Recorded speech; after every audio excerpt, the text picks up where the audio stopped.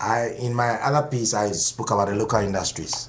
In this piece, I intend to elaborate or illuminate, if you like, the monopoly that Ghacem enjoys in Ghana, a cement manufacturing firm from Norway. This company is an expatriate-based company. Government had shares in the company. It sold its shares, and that company has arrogated to itself the power to fix prices and make it just impossible for the ordinary Ghanaian to build homes for themselves. Reasons why these are going on, I don't actually understand. But what I know is that there is no firm or no company that will be operating in the country and have the audacity to do that if it hasn't got behind it strong political support from the ruling government.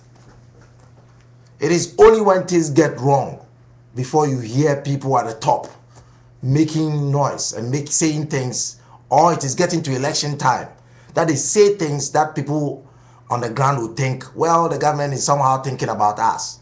But why has it taken the government so long for it to actually articulate and express the views of the common man for all these while? This is a question that has to be answered by the present government in power. The previous government as well, the previous regime of Jerry John Rawlings also did the same. They actually never allowed any Ghanaian who even tried to go into the cement manufacturing firm to set up a factory.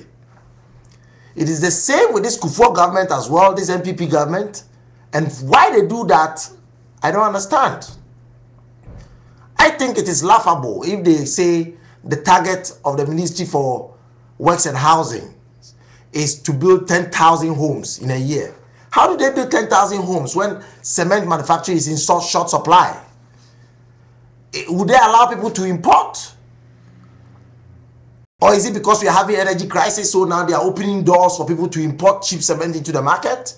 Why don't they empower Ghanaian industrialists to go into cement manufacturing and give them all the needed support that they will need, so that we get people to go into cement manufacturing? Not only that, we also get people to help the employment situation in the country solve in a way, because of course they will create jobs for people.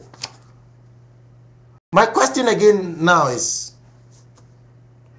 why do we sit down for Ghacem, a foreign company, to arrogate unto itself the power to fix prices, when we have the Security Exchange Commission, which is a body set up by government to take care of things like that?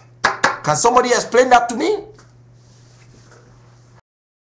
Now, the same could be said about British American Tobacco that closed down recently, saying that they think that the proximity between Nigeria and Ghana is that close. There are fucking two countries between us, and that is so far. And at the same time, Ghana on its own has its own unique market.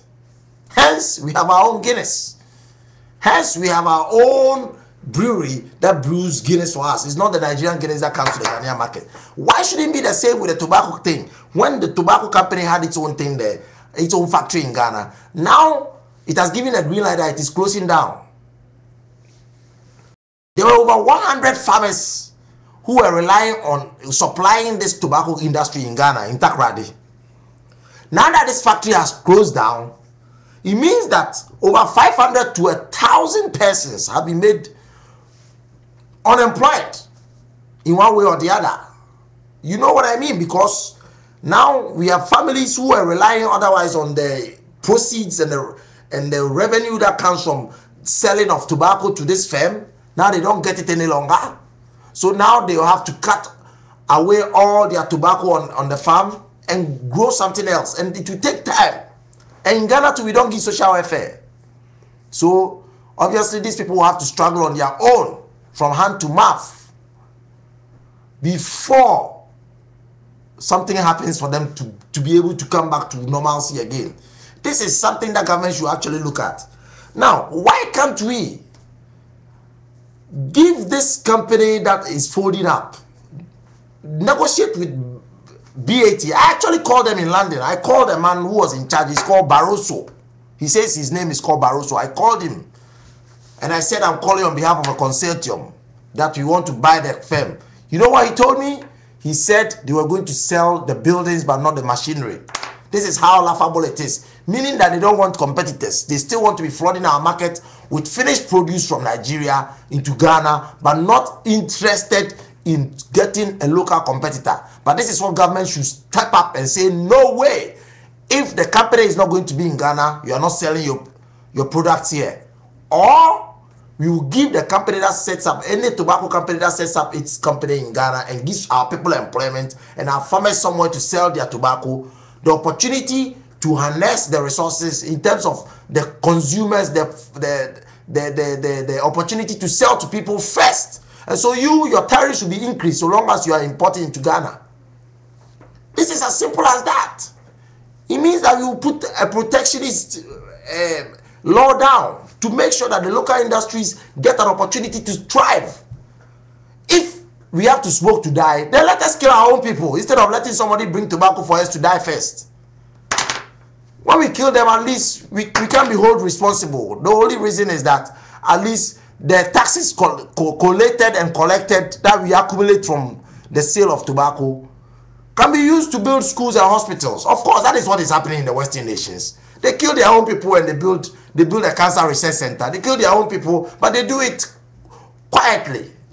And it's allowed. That one, it is a crime that everybody allows, from America to anywhere in Europe. You can call it a crime. And I call it a crime because I know it's a silent crime that is not talked about. Because big businesses are involved. And if you're going to play the game, we have to play it sanely.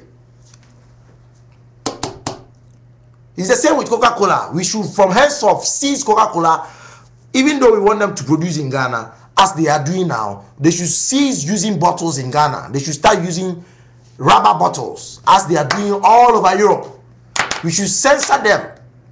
If they don't understand, we will do our local drinks, as some Ghanaians have been doing, pineapple, orange juice drinks and all that. And then we take them out of the market. And if they have to come back to the market, they will respect our standards of production. And that should be done by the Ghana Standards Board, actually. There should be stringent rules to production in Ghana. I will come back again. I'm a bit angry, so I'll come back again.